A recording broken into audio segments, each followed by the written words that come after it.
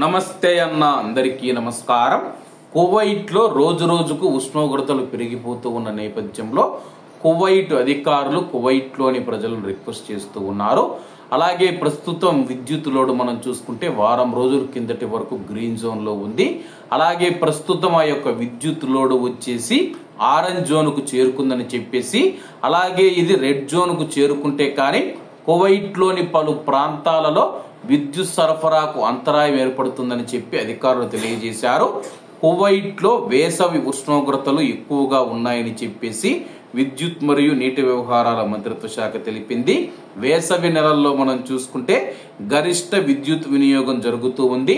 అలాగే ఎక్కడ విద్యుత్ కు అంతరాయం కలగకుండా, ప్రజలకు ఇబ్బంది కలగకుండా విద్యుత్ అంతరాయాలు నివారించడానికి విస్తృతమైన చర్యలు తీసుకుంటున్నామని చెప్పేసి ఇంజనీరు ఫాతిమా హయాత్ గారు తెలిపారు. విద్యుత్ లోడ్ ప్రస్తుతం మనం చూసుకుంటే 17,545 మెగావాట్లకు చేరుకుంది.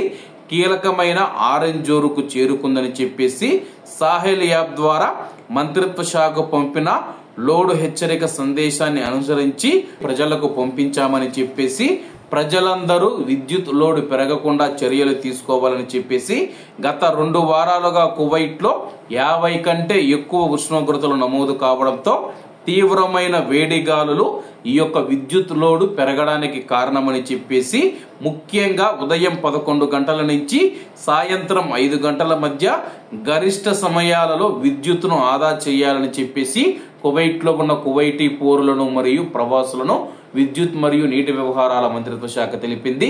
కువైట్ లో అత్యధికంగా విద్యుత్ వినియోగం అయ్యేది ఉదయం 11 గంటల నుంచి సాయంత్రం 5 గంటల మధ్య. రాత్రి వేళల్లో కూడా విద్యుత్ వినియోగం తక్కువగానే ఉందని చెప్పేసి, ప్రస్తుతం ఆరెంజ్ లోడ్ లో విద్యుత్ లోడ్ ఉంది. దాన్ని రెడ్ జోన్ లోకి వెళ్లకుండా కువైట్ లోని ప్రజలందరూ విద్యుత్తును ఆదా చేయాలని చెప్పేసి మంత్రిత్వ శాఖ కోరింది. కాబట్టి అందరూ బాగుండాలి, అందులో మనం ఉండాలి. అందరికీ నమస్తే అన్న, జై హింద్.